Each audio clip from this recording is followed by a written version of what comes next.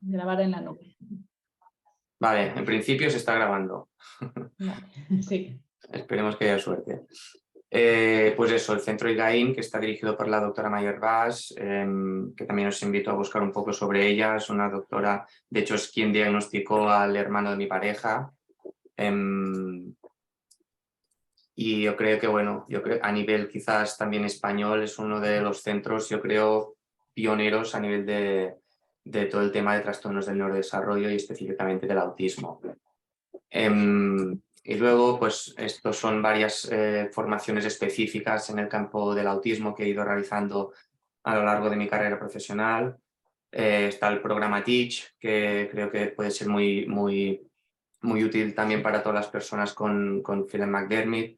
El sistema de comunicación PECS, que quizás muchas personas aquí lo conocen.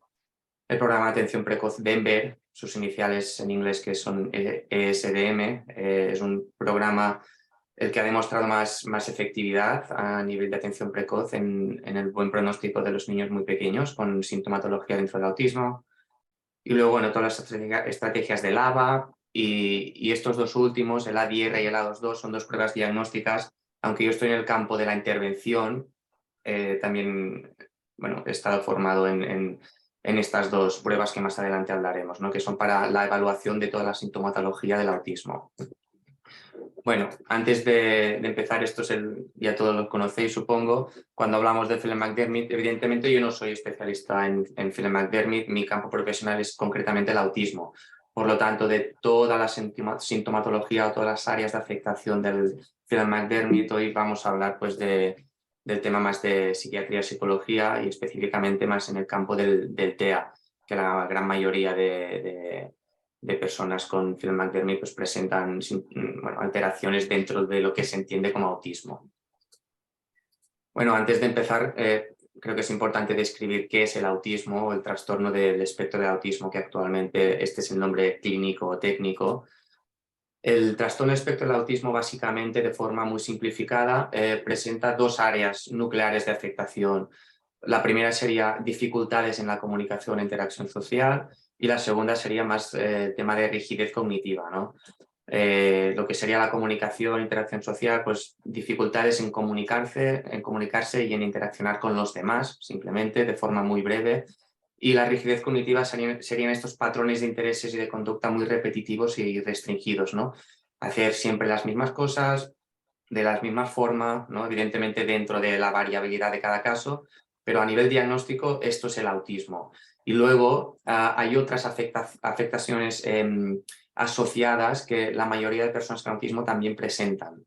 Por ejemplo, alteraciones sensoriales, trastornos del lenguaje, TDAH, discapacidad intelectual, desregulación emocional, etcétera, muchas más. De hecho, el 86% de personas con autismo presentan por lo menos una alteración asociada.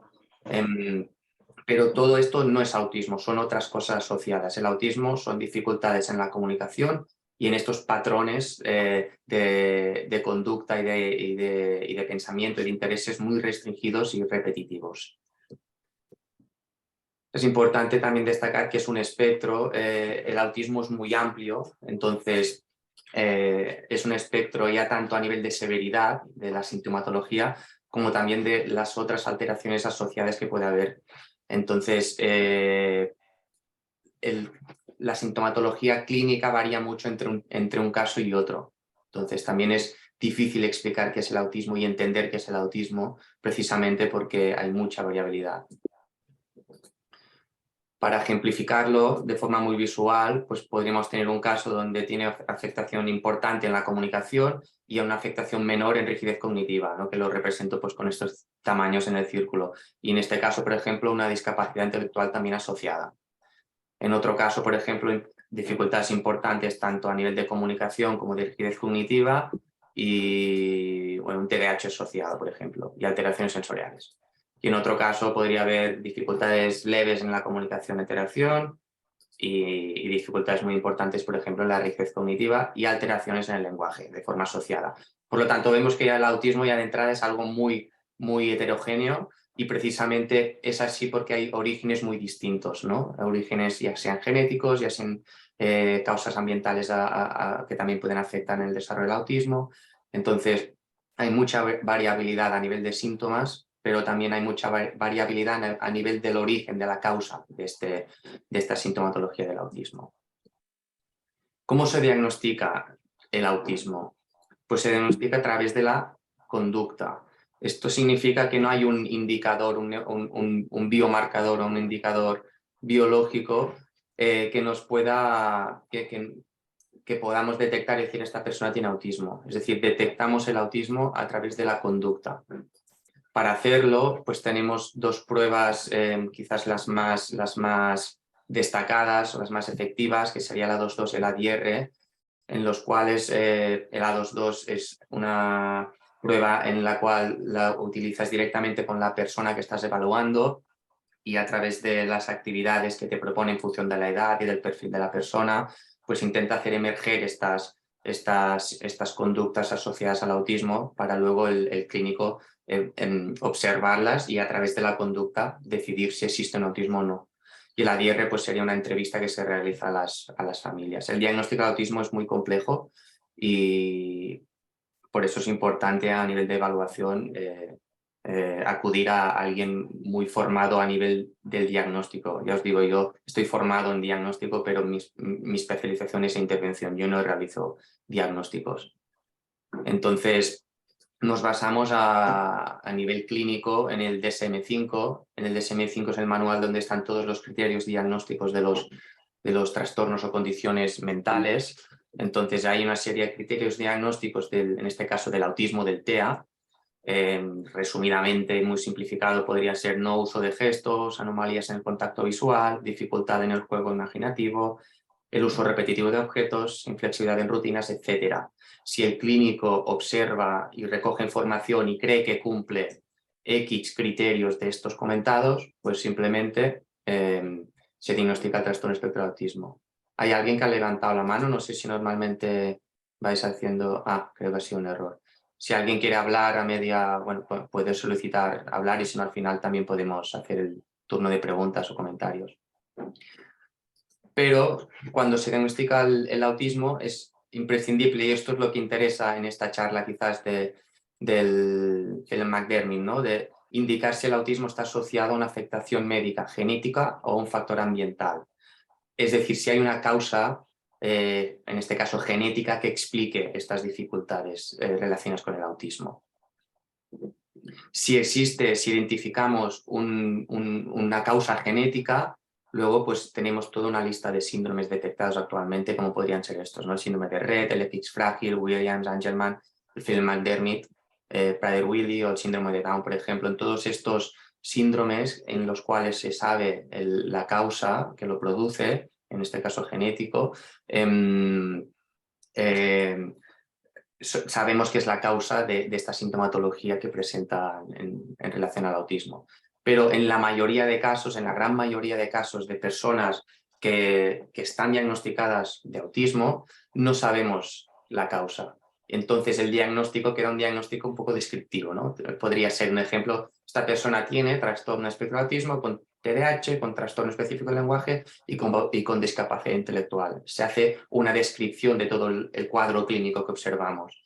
Entonces, entiendo que en un futuro, cuando vayamos avanzando en entender las causas del autismo, pues descubriremos nuevos síndromes, ¿no? O los etiquetaremos como nuevos síndromes en función de la causa que desarrolla toda la sintomatología. Síndrome tal, síndrome tal, síndrome tal, ¿no? Que luego incorporaremos a toda la lista que actualmente tenemos.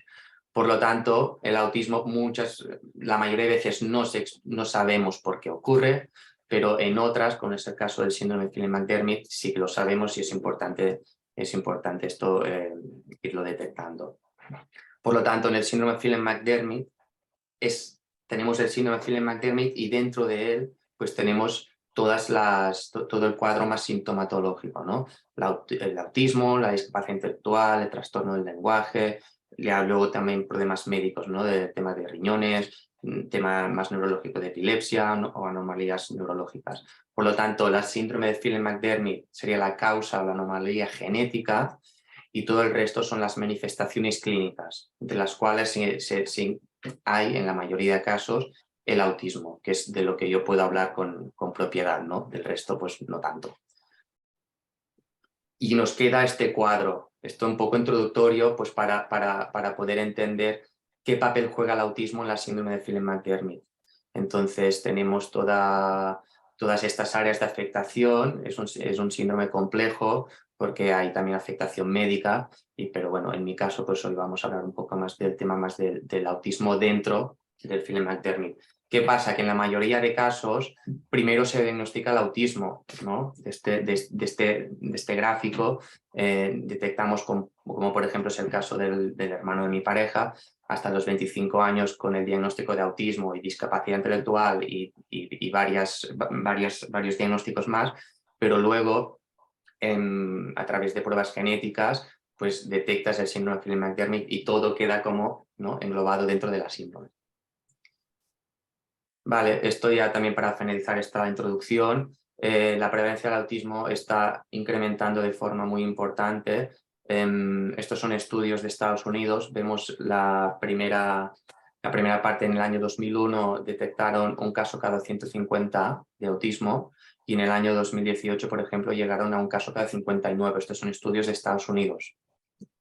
En España tenemos estos estudios.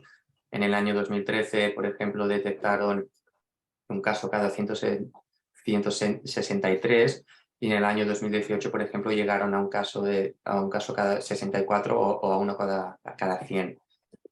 Esto pues se explica también porque los profesionales están más formados, detectamos mejor y antes, tenemos clínicamente detectamos más también a nivel de escolarizar en los coles, en las guarderías, etcétera, pues detectan ya de forma más precoz señales de alerta, ¿no?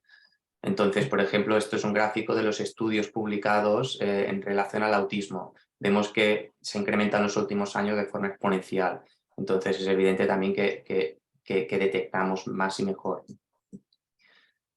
Se han desarrollado también herramientas más precisas de detección.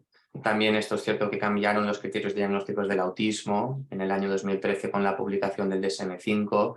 No vamos a entrar aquí, pero se ampliaron un poco los criterios diagnósticos porque había muchas personas que tenían realmente dificultades en relación al autismo, pero por los criterios diagnósticos que existían, que comentábamos antes, que se detecta a través de la conducta, pues no entraban en el diagnóstico. Eran diagnósticos subclínicos, que decíamos.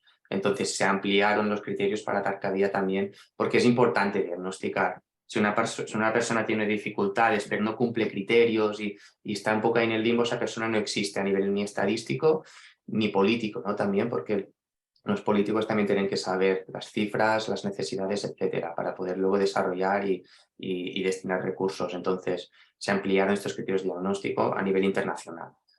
Y luego, pues, quizás hay un incremento real de personas con sintomatología dentro del autismo. No lo sabemos, pero sí que es cierto que hay varias hipótesis que es posible que realmente haya un incremento real. Bueno, la intervención terapéutica en el caso de la síndrome de Phelan-McDermid, pues yo la dividiría en el tema más conductual de psicología, psiquiatría, incluso neurología, pero luego está todo el tema médico, ¿no? Entonces es un caso, pues una síndrome compleja.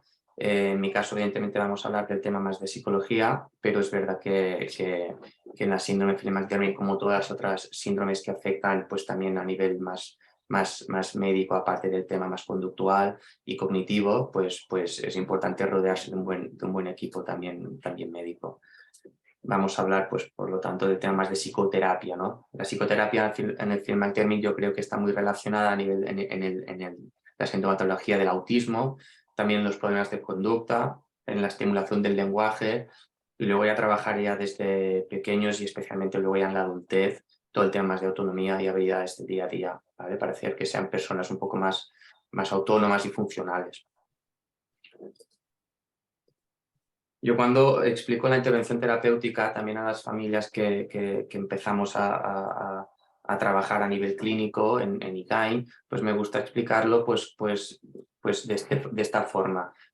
Hay dos vertientes. Una es la estimulación del desarrollo, es decir, trabajar directamente el desarrollo de las habilidades de la persona, Para esto, a nivel de autismo, de sintomatología de autismo, tenemos varios programas, como sería el Denver o el Teach, estrategias más de ABA, o programas de habilidades sociales o programas de habilidades de autonomía. Y hay programas y metodologías definidas que han demostrado efectividad en ciertos casos, y luego esto es para trabajar la estimulación del desarrollo de la persona.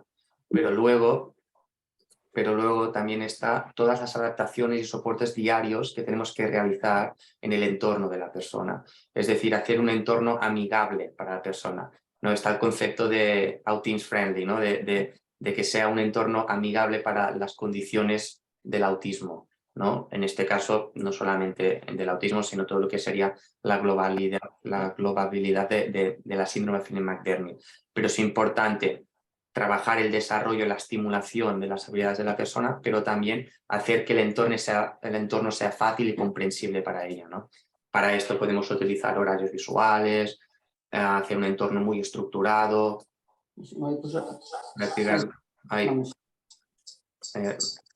vale, también anticipar a la persona, ¿no? Todo lo que va a pasar. ¿Alguien tiene el micro? ¿Alguien tiene el micro encendido? A ver si lo puedo... Un segundo. Ahí. No puedo silenciar los micros. Ah, sí, ¿verdad? Un segundo, que alguien tiene el micro. Silenciar todos. Vale, perdonad. Vale, ya está. Vale, por lo tanto, esto, a nivel de estimulación del desarrollo y también luego adaptaciones y soportes diarios, ¿no? Hacer que el entorno sea comprensible para la persona. Primero vamos a hablar un poco de esto, ¿no? De la estimulación del desarrollo. Existen unos criterios de intervención en la sintomatología del autismo, es decir, unas buenas prácticas para, vamos a decir, el tratamiento, la intervención del autismo. Entonces, existen unos criterios, están definidos. Hay muchos tipos de intervenciones, pero muchas de ellas no cuentan con evidencia científica, ¿no? Por lo tanto, es importante, hay distintos modelos y programas que sí que cumplen todos estos criterios. Por lo tanto, es importante saber identificar qué terapias o qué estimulaciones son las adecuadas cuando pensando, esto sí, en la sintomatología del autismo, ¿vale? Entonces, esto lo he puesto para que veáis que hay estudios y que hay manuales que nos describen cómo tiene que ser una buena intervención. Luego, la intervención temprana, que está, bueno, seguramente ya os han hablado de ella, es súper importante. ¿Por qué es tan importante? Pues primero por la neuroplasticidad. Durante los primeros años de vida es cuando el cerebro se está desarrollando y cuando en menor tiempo hay más desarrollo, tanto a nivel de volumen como a nivel de conectividad, ¿no? Neuronal. Entonces, evidentemente, todo lo que hagas en ese momento, toda la estimulación que realices en ese momento, en los primeros años de vida, pues pueden conseguir mejoras que no vas a conseguir cuando ya son más mayores. Y luego también a nivel de aprendizaje, porque el autismo, la sintomatología del autismo tiene un problema, que es un pez que se muerde la cola. Y esto también pasa con los niños muy pequeños con síndrome de Phelan-McDermid, probablemente, ¿no? Porque hay una reducción de las oportunidades de aprendizaje a través del juego e interacción social. Es decir, imaginémonos que hay un niño pequeño con un autismo de este tamaño, ¿no? El autismo se representa muchas veces con la pieza de puzzle. Para hacerlo fácil, pues hay un niño muy pequeño con unas dificultades de este tamaño, ¿no? Entonces, ¿qué pasa con estas dificultades? Pues que implican que el niño tiene un juego autoestimulatorio constante, que no tiene continuidad en los juegos de rutinas sociales. Esto significa, por ejemplo, juegos de falda, no juegos típicos de bebé, no los entiende, no le interesan, hay bajas interacciones sociales. Un niño sin autismo interacciona socialmente mucho más que un niño con autismo. Estoy hablando de autismo, pero tiene cabida los niños con Phelan-McDermid, ¿eh?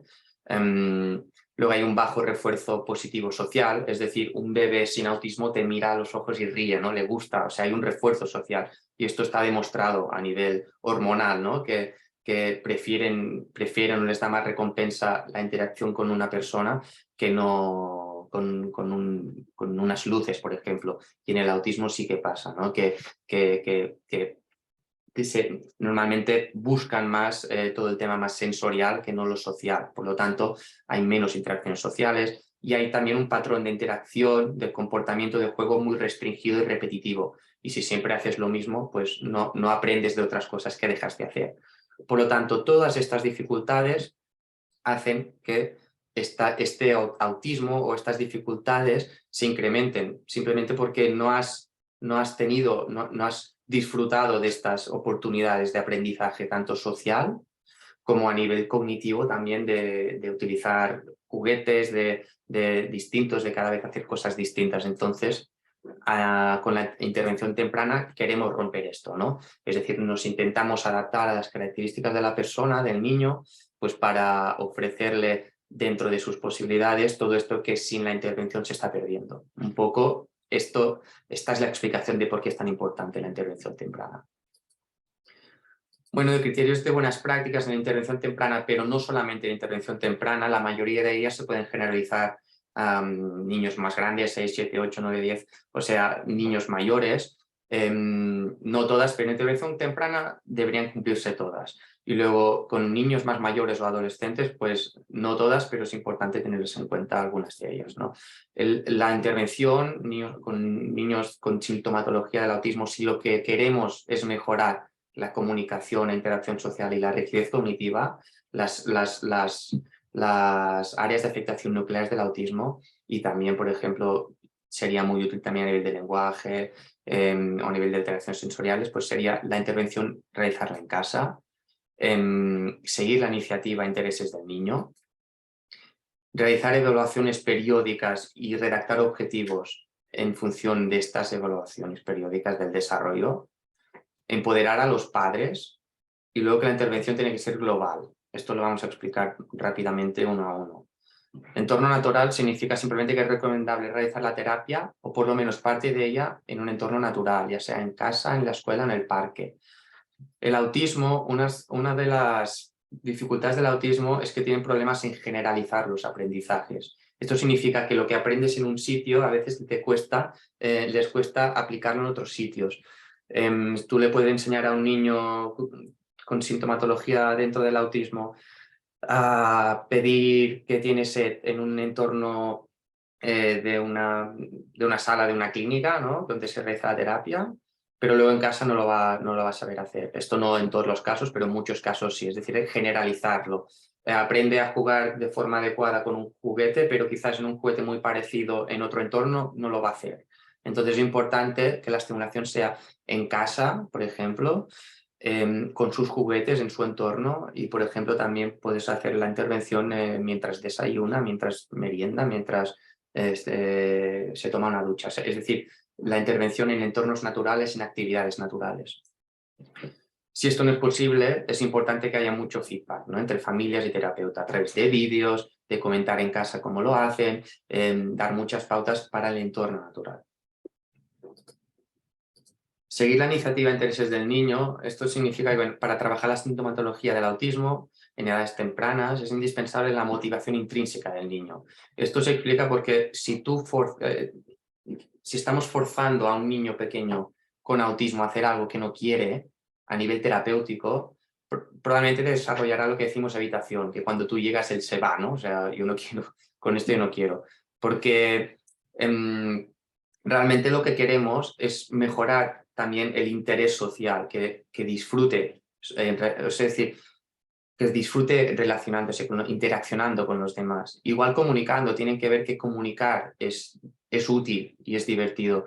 De nada nos sirve enseñarle una imagen y que diga vaca, una imagen de una vaca, pero que no lo sepa utilizar. Es decir, tiene que cuando trabajamos la comunicación y la interacción social, el niño tiene que ver que es útil y divertido. Entonces tienes que seguir la iniciativa. Si el niño quiere jugar con unas luces, pues vamos a jugar con las luces. Y a través de estas luces vamos a intentar trabajar los objetivos que nos hemos marcado.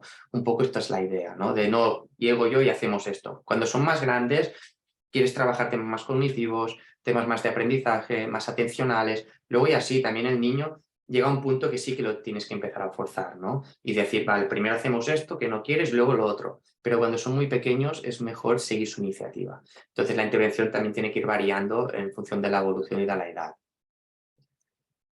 La evaluación hay que aplicar también, es importante, currículums del desarrollo para saber en qué punto evolutivo está y qué tenemos cuál es el siguiente objetivo del trabajo, ¿no? A través de este currículum pues redactamos objetivos a corto plazo. Normalmente la mayoría de programas los redacta 3 meses. Estos objetivos pues deben ser también compartidos y pactados con los padres para que también los entiendan y los puedan trabajar en casa. Esto, por ejemplo, es un currículum del desarrollo del método Denver que antes os comentaba. Bueno, tú tienes que ir evaluando si lo hace o no lo hace, vas marcando, si lo hace perfecto, si no lo hace o se lo hace de forma inconsistente, pues luego tú allí ya puedes redactar objetivos, vas sabiendo un poco a nivel de desarrollo que te toca trabajar. Y luego, por ejemplo, este sería un ejemplo de objetivos que puedes trabajar, ¿no? No vamos a entrar en detalle, pero el niño pues mira cuando señalamos un dibujo, cuando señalamos un objeto lejos lo mira. Estos objetivos los redactas en función de los resultados del currículum del desarrollo. Luego, empoderar a los padres. Primero, para que ellos comprendan las conductas y características de su hijo, y esto creo que es de lógica y es imprescindible, ¿no? O sea, tiene que haber un trabajo psicoeducativo a los padres. Yo cuando las sesiones de intervención son de dejar el niño y esperar y luego que salga el niño y hasta la semana que viene, es muy poco efectivo. Quizás cuando son más mayores, cuando ya es otro tema, pero a nivel de intervención temprana, incluso yo creo hasta los 7, 8, 9, en función de cada perfil, es importante empoderar a los padres, que entiendan qué es la síndrome de Phelan-McDermid, qué es la sintomatología del autismo y luego también a nivel médico, evidentemente. Y luego, cuando comprendes cómo es tu niño o tu niña, es mucho más fácil anticiparse a las posibles conductas problemáticas, anticiparse y, ostras, ya ves, ¿no? Esta situación, mejor nos vamos, o mejor hacemos esto, o tenemos una fiesta de cumpleaños, vamos a anticipar, a estructurar. O sea, todo esto lo consigues cuando entiendes el perfil cognitivo, ¿no? del autismo o del Phelan-McDermid. Y luego también el tema de padres como primeros terapeutas, ¿no? O sea, cuando tenemos unos objetivos de trabajo, encima el terapeuta los trabaja en el entorno natural y encima están los padres también durante las sesiones, es que poco a poco interiorizas cómo trabajar estos objetivos. Pero ya no tienes que hacer grandes cosas. Tú, eso que decíamos, merendando, puedes trabajar, que el contacto visual, que nos pida, a nivel de autonomía, cuando juega con algo, antes de irnos a dormir, o sea, puedes trabajar en situaciones naturales. Y esto, evidentemente, no pedimos a los padres que sepan trabajar con todos los niños con autismo, que sepan redactar objetivos, evaluar, no, pero los objetivos que ya tenemos marcados hay que enseñar y empoderar a los padres sobre cómo podemos trabajarlo. Y luego la intervención global simplemente significa que no nos podemos centrar solamente en una área del desarrollo. Vamos a trabajar el lenguaje, vamos a trabajar la comunicación. Sí, pero también tienes que pensar en la globabilidad de la persona. Es decir, podemos priorizar áreas, pero no podemos centraros solamente en una, porque todas las áreas están interrelacionadas.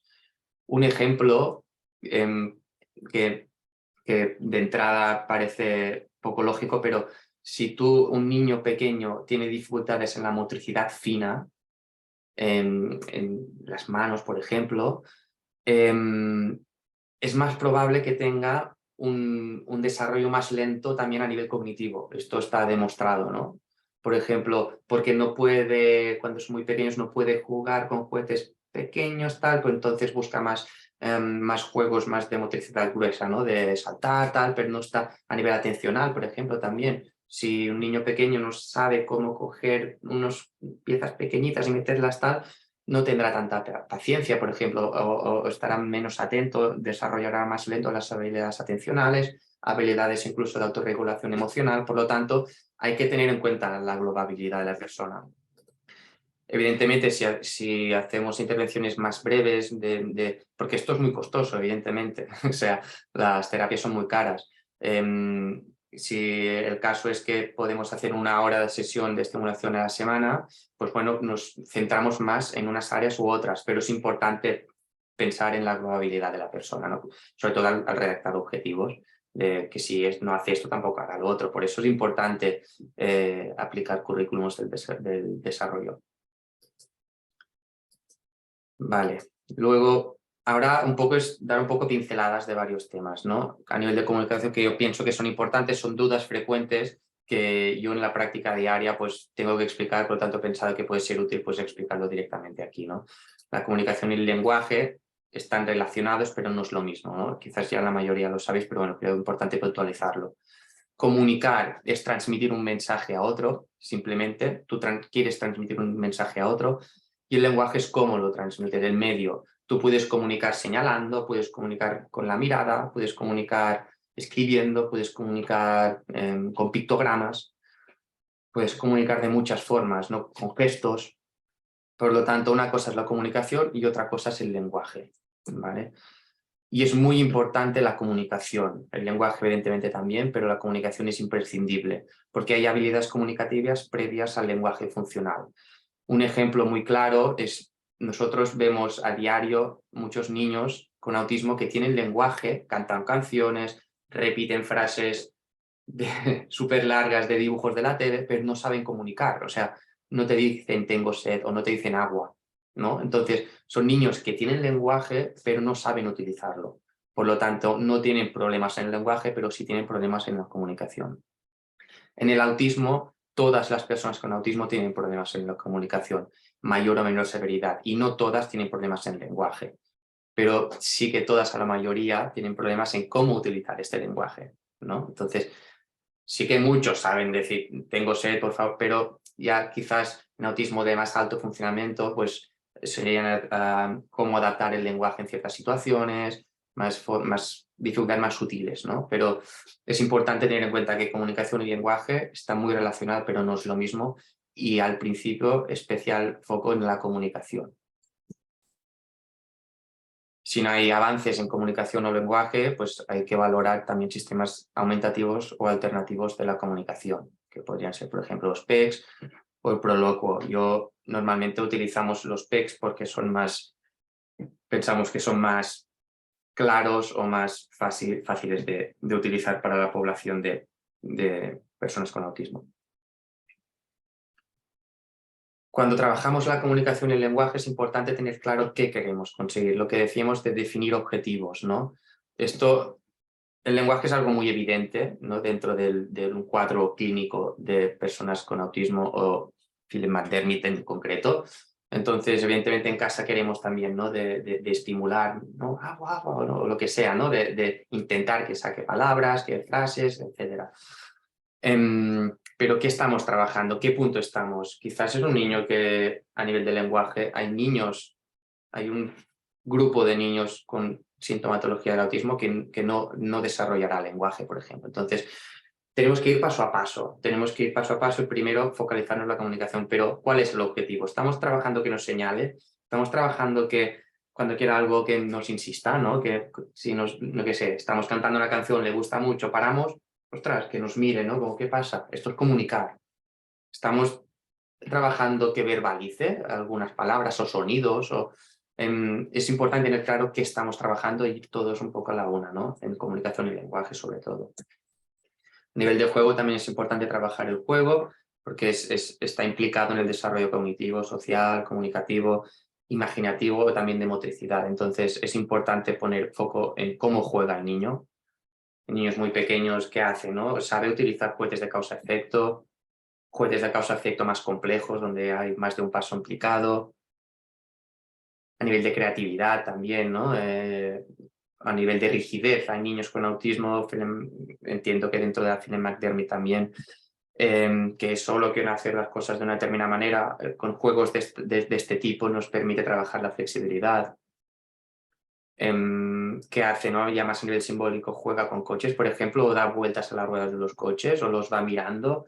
Qué tipo de juego hace y cómo mejorar el juego es importante, ¿no? También juego simbólico, o ya juego simbólico ya más elaborado, ¿no? De rol. Ya es una doctora la niña, evidentemente no es doctora, pero hace de doctora. Esto es algo muy abstracto y el juego simbólico es importante porque el juego simbólico está relacionado con todo lo abstracto y lo abstracto está relacionado con el lenguaje. Entonces, hay estudios que indican que los niños que mejoran en juego simbólico, a no ser que haya una afectación médica o neurológica que impida el desarrollo del lenguaje, el hecho de mejorar en juego simbólico también mejoran en lenguaje. no porque el lenguaje es algo abstracto como el juego simbólico. Pero evidentemente si hay una afectación neurológica que impida el desarrollo del lenguaje, aquí por mucho que fuerces ese lenguaje, pues a día de hoy, a nivel de estimulación psicoterapéutica, no se mejora a veces.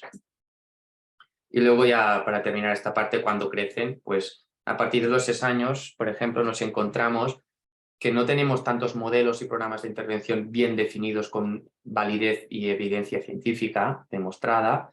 Sí que sabemos cómo trabajar, pero ya el criterio del terapeuta aquí ya es mucho más importante, tener terapeutas formados en esta etapa, en que entiendan perfectamente qué es el autismo es importante porque ya no hay programas tan bien definidos. Por lo tanto, el juicio clínico ya aquí tiene un papel más importante. Hay un perfil psicológico más definido, ¿no? A nivel del neurodesarrollo está todo ya mucho más definido, entonces es distinto la forma de trabajar. Aquí así que quizás también nos podemos cuadrar más. Mira, ahora te toca hacer esto y luego lo otro. Hay que trabajar también esto, ¿no? La tolerancia a la regulación emocional, la tolerancia a la frustración, la capacidad de estar un rato sentado, ¿no? Entonces aquí ya toca ir trabajando otros temas. La intervención tiene que ir variando, no nos podemos quedar anclados en una forma de trabajar. Luego, evidentemente, el reto de la escolarización que no vamos a entrar. Y es importante seguir con la terapia, ¿no? Y eso, que la terapia tiene que irse adaptando a la evolución y necesidades de la persona. Y luego adolescencia y adultez, pues bueno, nos encontramos que hay mucha falta de servicios y programas dirigidos a esta edad. Hay que desarrollar servicios de post-escolarización muchas veces mientras van al cole, ya sea un cole ordinario o un cole especial. Bueno, tenemos un camino, ¿no?, donde seguir, pero después de la escolarización es importante que hayan servicios para atender a este colectivo de personas. Desarrollar también servicios de vivienda o residenciales en los casos más de dependencia. Y desarrollar también servicios de inclusión social y sobre todo de calidad de vida. Al final, con personas, si tienen discapacidad intelectual, altos niveles de dependencia, al final el objetivo final también es su calidad de vida, ¿no? Cuando crecen, pues esto, ¿no? También trabajar todos más temas ya de autonomía, independencia, funcionalidad de la conducta, ¿no? De que de las cosas que hagan tengan una función adecuada también, ¿no? Que no sea, por ejemplo, todo temas de autoestimulatorio correcta. Entenderlos y saber cómo adaptar actividades o adaptar rutinas del día a día a ellos, ¿no? Para que las puedan realizar dentro de sus posibilidades de forma funcional y adecuada. Y la calidad de vida.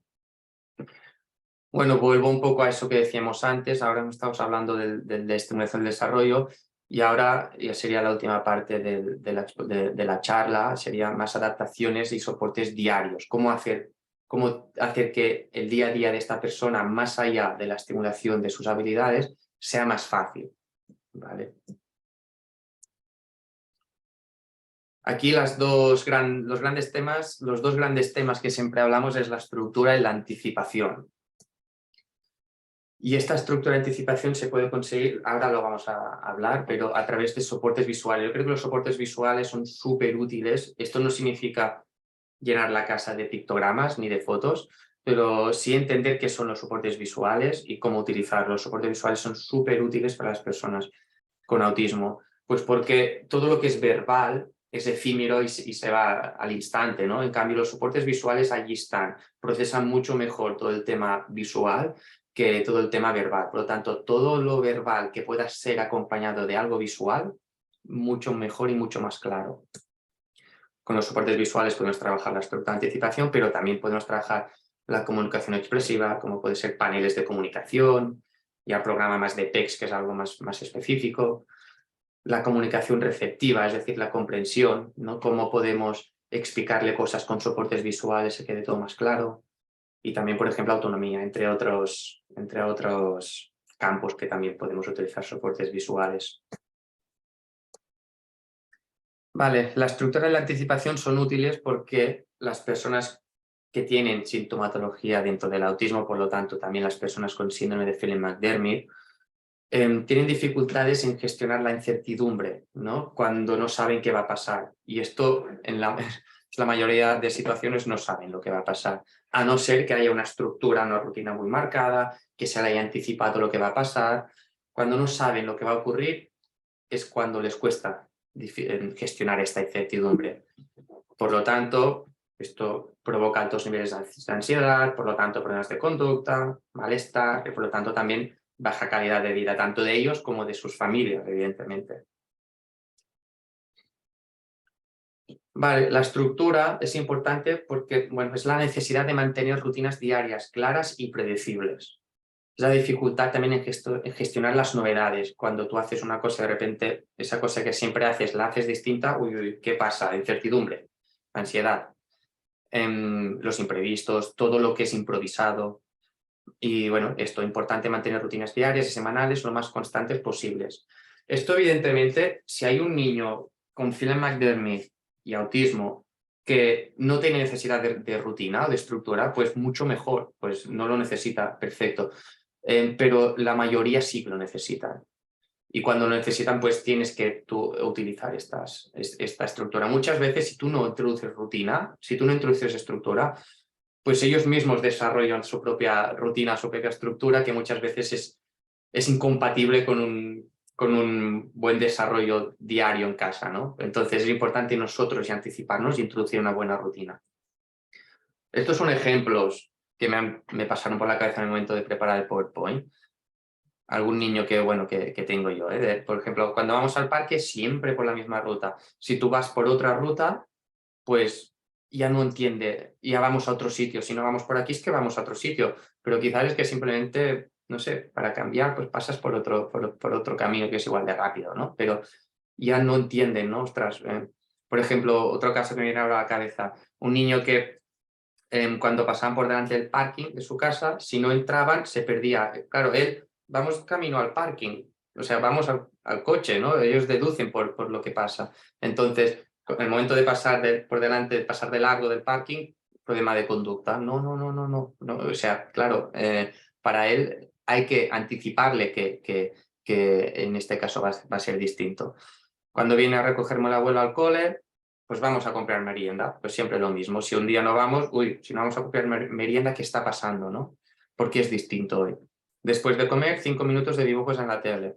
Si no hay los dibujos, aparte que quizás les gustan mucho, ¿qué pasa? Que después de comer siempre hay tele, ¿no? Es esta estructura.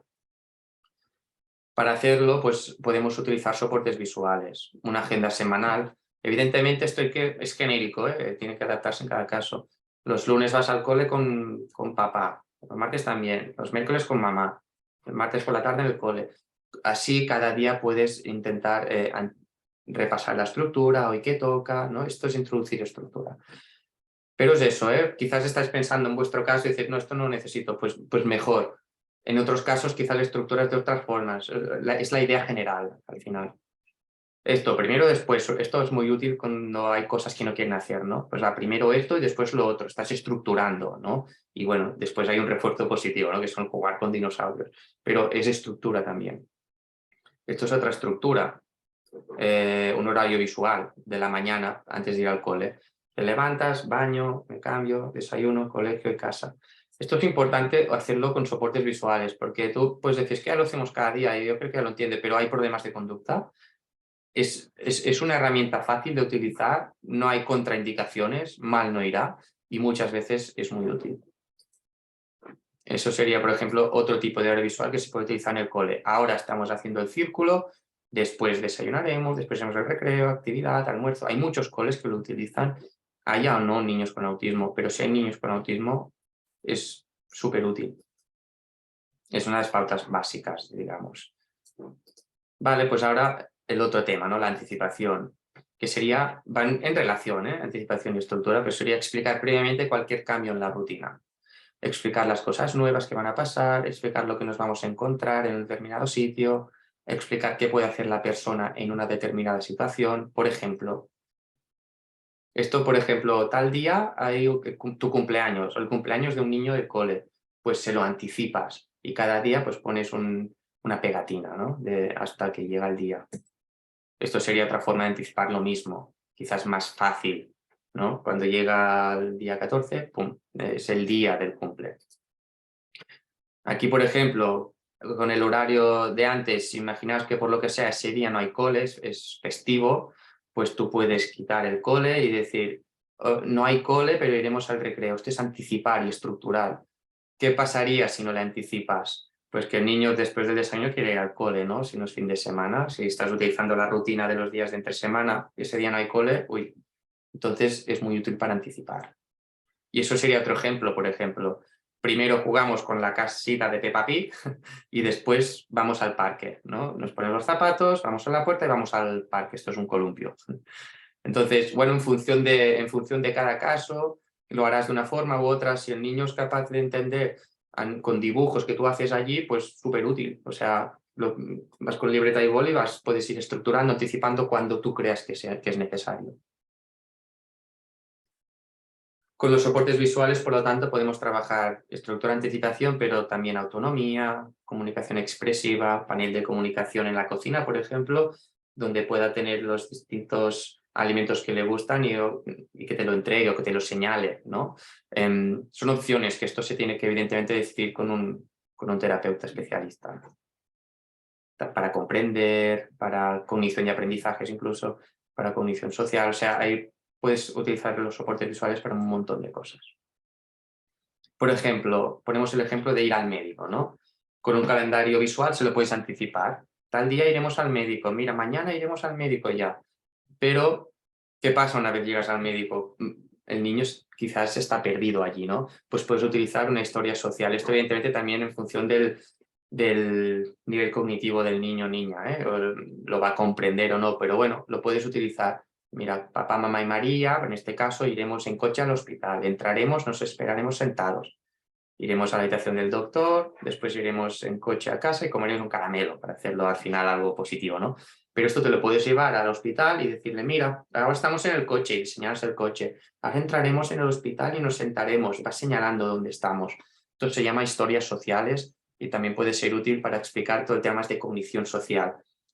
En el autismo tienen dificultades también en comprender todo lo social. Por lo tanto, esto es una forma muy clara de explicarle lo que socialmente es entrar en un hospital y conductualmente podemos hacer o no.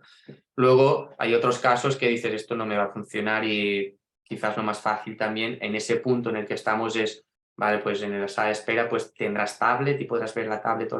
Evidentemente, ¿eh? En cada caso, sí, lo que le pedimos a un niño tiene que estar dentro de sus posibilidades y capacidades. Entonces no le vamos a pedir que vamos a estar una hora sentado esperando. No, evidentemente.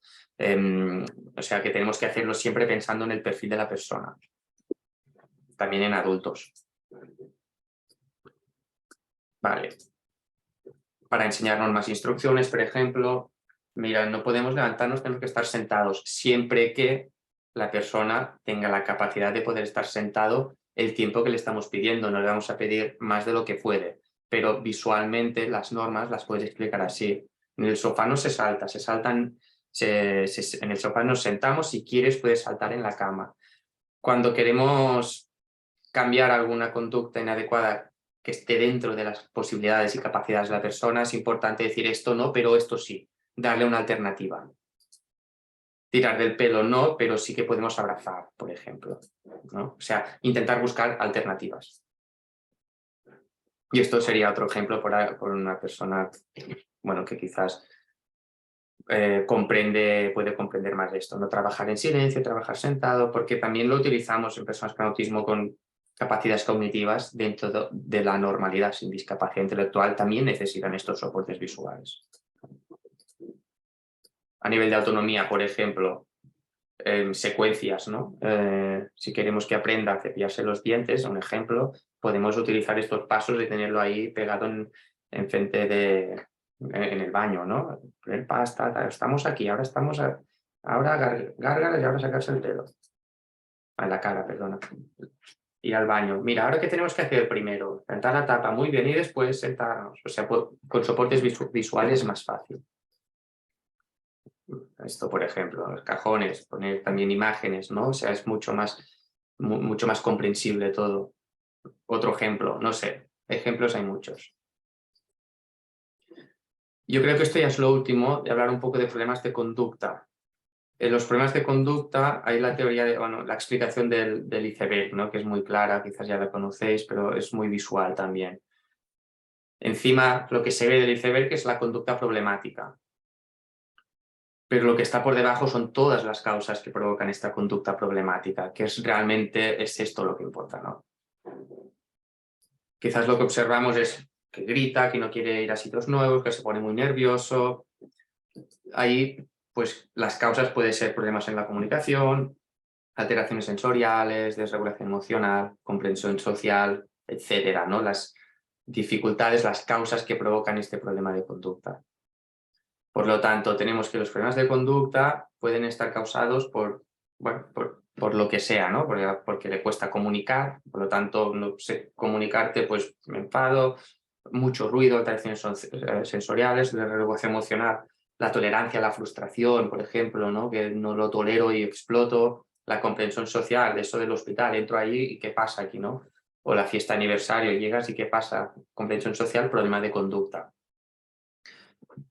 Por lo tanto, cuando hay un problema de conducta es importante realizar un análisis funcional de la conducta, que esto también con vuestro terapeuta o con alguien dentro del campo que lo sepa utilizar, es importante hacer este análisis funcional de la conducta, que con él podemos intentar deducir cuáles son las causas de lo que le pasa, ¿no? Es que a veces, bueno, yo creo que los padres se convierten en detectives, ¿no? También de, ostras, ¿por qué ha pasado esto? Tal.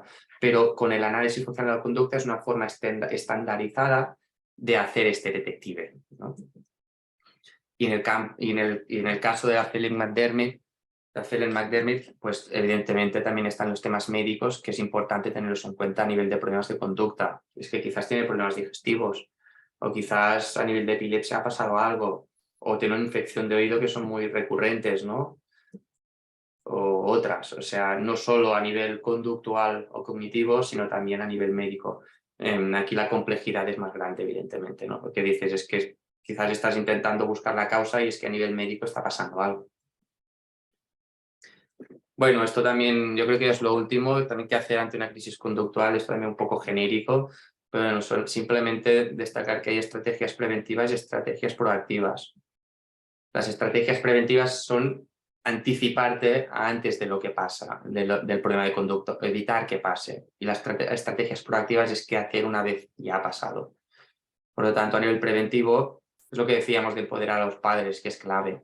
Saber identificar qué situaciones desencadenan crisis conductuales, anticiparse a esas situaciones y tomar acción, trabajar las causas de estas crisis conductuales también a nivel del desarrollo, no solo es adaptar, que también, sino también esto pasa porque no sabe comunicar y no desarrolla el lenguaje y tiene 7 años y tal, pues quizás hay que introducir un sistema alternativo de comunicación al mismo tiempo que podemos intentar estimular el lenguaje, pero introduces unos PECs para comunicar y quizás estas crisis conductuales, si la causa es la comunicación, desaparecen o disminuyen. Entonces, y a nivel proactivo, pues bueno, también intentar mantener la calma, priorizar que nadie se haga daño, ni él ni gente de alrededor, buscar un sitio tranquilo y ese momento no es el momento de razonar ni castigar.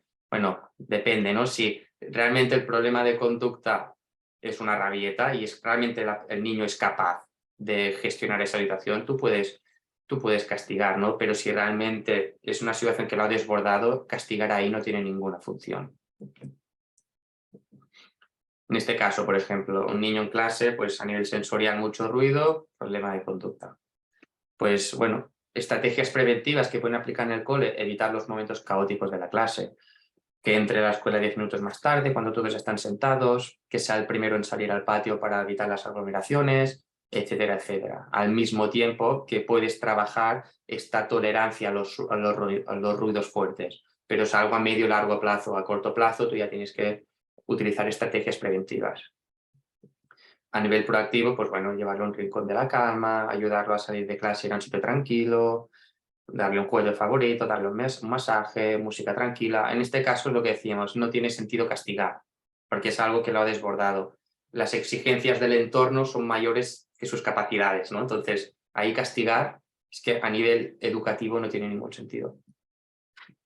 En este caso, un niño tolerancia a la frustración muy baja, ¿no? Le caen los trenes a la mínima, pues no, a gritar. Entonces, trabajar la tolerancia a la frustración a nivel de sus habilidades, trabajar quizás el pedir ayuda y también para evitar que pase en ese momento, pues anticiparnos a que algo le cuesta y ayudarlo, ¿no? También, pero esto le cuesta, pues pum, ya ayudarlo. Estrategias proactivas, es evidente que tú le puedes decir así no, gritar no y enseñarle alternativas, lo que decíamos, ¿no? También de enseñarle cómo pedir ayuda, por ejemplo. Ayudarlo a tranquilizarse, una vez más tranquilo le ayudamos a hacer lo que quería. Bueno, si vemos que podría ser capaz de gestionar esta conducta, puede haber una consecuencia, pero siempre que la conducta problemática sea gestionable por parte del niño. Si es una situación que a nivel de sus recursos internos, de sus capacidades, no lo puede gestionar, no tiene sentido castigar. Por ejemplo, si queremos que deje de saltar en el sofá, otro ejemplo, enseñar normas y dar alternativas, ¿no? Lo que decíamos, no se salta en el sofá, se puede saltar que sea la cámara elástica o se puede saltar en la cama sí, pero aquí no. O sea, siempre dar una alternativa. Hay niños con autismo, entiendo que dentro del film materno también, que necesitan esta estimulación de saltar, ¿no? O sea, la estimulación vestibular que se dice, ¿no? De la actividad, tal. Entonces, a veces sí que hay una necesidad de estos saltos. Entonces, dar una alternativa más adecuada. Bueno, y esto, ¿no? Anticiparnos, si vemos que va a hacer algo, pues le acompañamos a realizar la alternativa.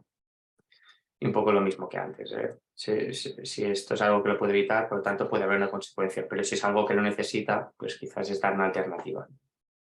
Por ejemplo, si es algo que puede evitar, realmente no necesita saltar, pero le gusta y no queremos que lo haga, pues mira, si no salta en el sofá por la noche, pues hay un caramelo, me lo invento. Y si has saltado, pues no hay caramelo. Y si lo has hecho bien, pues sí. Es un ejemplo, sí, no tiene por qué ser así, pero si es una cosa que urgentemente queremos que desaparezca esta conducta, pues se puede trabajar con reforzadores. Bueno, ¿y qué hacer, no? Tolerar, reñir, poner límites, esto también en función de cada caso, pero bueno, es lo que decíamos anteriormente. Si la situación no desborda, pues es tolerar y aceptar y acompañarlo, no reñirlo, ¿no? Si las exigencias de la situación son superiores a sus recursos. Y en estos casos la clave es anticiparnos. En cambio, siempre que la persona sea capaz de gestionar la situación, que es, pues lo hago porque quiero y ya está, aquí sí que es importante pues, poner límites, por ejemplo. Eso, si las exigencias de la situación son compatibles con los recursos de la persona. Y es muy importante dejar muy claros los límites de la alternativa. Es decir, importancia en los límites claros. La rigidez también, las dificultades en la comprensión. Si tú un día lo dejas saltar y otro día no, en un niño con autismo esto no le ayuda en nada, porque no es claro. Eso de la estructura también, esto no es claro, porque un día sí y otro día no. Entonces, lo vas a ayudar mucho más decirle no, aunque, y que seas nunca, o sea, siempre no, siempre, nunca lo puedes hacer, siempre es no. Porque si un día sí y otro no, esto realmente lo pierde. Entonces es muy importante que los límites sean muy claros y pactarlos entre padre y madre también. Y bueno, yo creo que ya finalizamos. Esto, recalcar que a nivel terapéutico es importante tener claro las dos esferas, a nivel del desarrollo y a nivel de adaptaciones en el día a día. Y poco más, que he hablado del autismo, pero evidentemente la Phelan-McDermid es un síndrome muy complejo, que afecta también a nivel médico y por lo tanto, bueno, es importante trabajar con un equipo multidisciplinar. También sabemos que a nivel público también es complicado y a nivel privado pues todo es muy caro y bueno, intentar con los recursos que cada uno tenga pues priorizar qué es lo más importante en cada momento y bueno, yo creo que también a nivel de asociación es importante para estar bien asesorados de qué es lo conveniente en cada caso y bueno, estar acompañado también de otras familias. Y creo que sí, poco más. Si hay preguntas, comentarios o opiniones, pues serán bienvenidas. Y ahora voy a activar. Ah, vale, ya está, mira, ya puedes hablar. Gracias, Guillem. Yo directamente ya te hago una consulta. Si nos podías un poco explicar en la transparencia que has puesto sobre las terapias, las que vienen las diferentes, pues un poco en qué se basa cada una para que sepamos cuál es el objetivo de cada una y a lo mejor el objetivo es el mismo, pero cuál es la metodología en cada una, para Vale, que sepamos un poco diferenciarlas los papás. vale. O sea, aquí, ¿no? Estas, sí. Bueno, a ver, el ESDM es el método Denver, de forma simplificado. Esto es un programa de intervención precoz, es decir, de niños a 1 o 5 años, más o menos, aunque puede extenderse si se considera necesario. Y esto es estimulación precoz de todas las áreas del desarrollo del autismo. Hay un manual de este libro que es destinado a padres. Es un manual que no es muy la forma en la que está escrito pues no es muy técnico y es muy recomendable siempre y cuando pues sea de un niño o niña de 1 a 5 años más o menos, ¿no? Entonces, aquí trabajas todo eso que decíamos de estimulación precoz, ¿no? La prevención de este pez que se muerde la cola, ¿no? Entonces, el TEACH es un programa más educativo. El TEACH entraría dentro de las adaptaciones y soportes diarios. Es un programa en el cual te da todas las pautas para adaptar el entorno y la forma como nos dirigimos a una persona con síntomas dentro del autismo, ¿no? Entonces, no es un programa que trabaje la estimulación del desarrollo, pero sí las adaptaciones del entorno. ¿Qué pasa? Que adaptando el entorno a las características del autismo, facilitas también la estimulación del desarrollo, porque es mucho más fácil introducir contenidos nuevos, es mucho más fácil que puedas realizar una actividad más funcional porque es muy clara, la actividad es estructurada. El Teach es muy útil ya también para adultos. Hay muchos programas, incluso en escuelas de educación especial, hay aulas Teach. Yo, cuando hablaba de AMPANS, yo participé en el proyecto de una aula Teach. Entonces, adaptas la forma y la dinámica del aula a niños y niñas no solo con autismo, aunque la mayoría sí, pero que necesitan esta estructura. Entonces, el Teach es muy útil y aplicable también en casa. El ABA es un tema un poco... Últimamente ha habido un poco de polémica con el ABA, porque son estrategias muy conductuales, entonces se utilizan con refuerzo positivo o refuerzo negativo, es decir, es algo para mejorar o cambiar la conducta. ¿Qué pasa? Muchas veces dicen es que no queremos cambiar la conducta, es como... Entonces el ABA es importante utilizarlo bien porque también si lo utilizas mal, sobre todo a nivel de reforzadores negativos, de castigos y tal, allí puede ser un poco agresivo para la persona. Es importante utilizarlo con sentido común. Y es un programa de esto, que extingues conducta o promueves otras conductas. Es más para el manejo de conductas. Programas de habilidades sociales y programas de habilidades de autonomía, hay pocos métodos, pero sí que hay formas de trabajar, ¿no? Entonces, sabemos cómo trabajar las habilidades sociales con iguales, pero sí que es verdad que esto no sería un método definido con validez. Estos pues son programas de habilidades sociales que se hacen grupos de habilidades sociales, grupos también de habilidades de autonomía, ¿no? Cuando son más mayores, pero no es un método concreto. No sé si te he respondido bien. Sí. Vale, pues un poco Lo único, bueno, si nos puedes buscar el libro para las familias, para que lo puedan ver, el del STM, sí, claro. pues Sí. genial.